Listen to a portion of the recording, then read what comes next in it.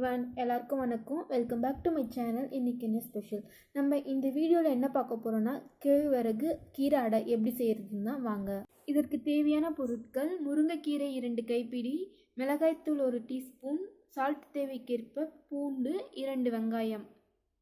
நான் 1 கப் கேழ்வரகு மாவு எடுத்திருக்கேன். இது 6 பேருக்கு போதுமானதாக இருக்கும். உங்களுக்கு எவ்வளோ தேவையோ அவ்வளோ எடுத்துக்கோங்க ஃப்ரெண்ட்ஸ். நான் இந்த கப்பில் எடுத்திருக்கேன். முறை எப்படின்னு பார்க்கலாம் வாங்க. கடாய் வச்சு 2 டேபிள் ஸ்பூன் எண்ணெய் ஊற்றிக்கோங்க. எண்ணெய் சூடாகிடுச்சு ஃப்ரெண்ட்ஸ். நம்ம இப்போது வெங்காயம், கருவேப்பிலை, பூண்டு எல்லாத்தையும் ஒன்றா சேர்த்து வதக்கிக்கலாம். வதங்கிறதுக்காக லைட்டாக உப்பு சேர்த்து வதக்கிக்கலாம். அது கூடவே எடுத்து வச்சுருக்க மிளகாய்த்தூளையும் சேர்த்து வதக்கிக்கலாம். மிளகாய்த்தூள் கொஞ்சம் மிக்ஸ் ஆன உடனே எடுத்து வச்சுருக்க கீரையும் சேர்த்து நல்லா எல்லாமே ஒன்றாகிற மாதிரி வதக்கி எடுத்துக்கலாம் ஃப்ரெண்ட்ஸ்.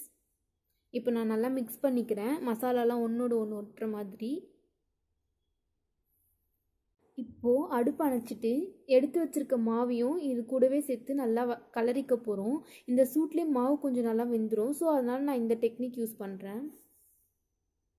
தண்ணியை கொஞ்சம் மிதமான சூட்டில் எடுத்து வச்சுருக்கேன் மாவு பேசுகிறதுக்காக. இப்போது கொஞ்சம் கொஞ்சமாக தண்ணி ஊற்றி ஒரு அடை பதத்துக்கு நம்ம பிசைஞ்சு எடுத்து வச்சுக்க போகிறோம். இந்த ஸ்டேஜில் உப்பு பார்த்துக்கோங்க. உப்பு கம்மியாக இருந்துச்சுன்னா கொஞ்சமாக சேர்த்துக்கோங்க. எனக்கு கரெக்டாக தான் இருக்குது. நான் டேஸ்ட் பண்ணி பார்த்தேன். கொஞ்சம் கொஞ்சமாக தண்ணி ஊற்றி சேர்த்துக்கோங்க. இந்த மாவு வந்து ரொம்ப கட்டியாக இருந்துச்சுன்னா அடை வந்து கல் மாதிரி இருக்கும். ஓரளவுக்கு லூஸாக இருந்தால் தான் நல்லாயிருக்கும் அடை. அதனால் நான் இப்படி பிசைகிறேன்.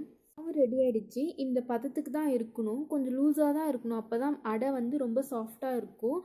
இப்போவே நான் செய்ய போகிறதில்ல, இது ஒரு 1/2 hour ஊற வைக்க போகிறேன். அதுக்குள்ளே நான் அடுப்பில் தோசைக்கல் வச்சுருக்கேன். மாவு ஊறுறதுக்குள்ளே கல் சூடாகட்டும், வெயிட் பண்ணலாம். மாவு ரெடி ஆகிடுச்சு ஃப்ரெண்ட்ஸ். கல்லும் சூடாகிடுச்சு. இப்போ நம்ம அடை தட்டிக்கலாம். கொஞ்சமாக மாவு எடுத்து இது மாதிரி அடை தட்டிக்கோங்க. கொஞ்சம் கனமாக தட்டினா தான் நல்லாயிருக்கும். நீங்கள் டேரெக்டாக இது மாதிரி தவாவில் தட்டாமல் துணி வச்சு தட்டி போடுங்க. எக்ஸ்பீரியன்ஸ் இருக்கிறதால ஸ்ட்ரைட்டாக உங்கள் தவாலே திரட்டும். நீங்கள் வந்து அப்படி பண்ணாமல் துணியில் வச்சு போடுங்க. கொஞ்சம் எண்ணெய் சேர்த்து மூடி வைக்கலாம். இந்த சைடு நல்லா வெந்துருச்சு ஃப்ரெண்ட்ஸ். நான் இப்போ திருப்பி போட்டு வேக வைக்க போகிறேன். அதே மாதிரி அடை நல்லா வெந்துருச்சு. அடை ரொம்ப நல்லாவும் வந்திருக்கு. இது ஒரு சர்விங் பிளேட்டில் மாற்றிக்கலாம். இப்போது இதே போல் நான் எல்லா மாவையும் அடை தட்டி எடுத்துக்க போகிறேன் ஃப்ரெண்ட்ஸ். வெயிட் பண்ணுங்கள், பார்க்கலாம். அடை ரெடி ஆகிடுச்சு. இப்போ வாங்க எப்படி இருக்குன்னு பார்க்கலாம்.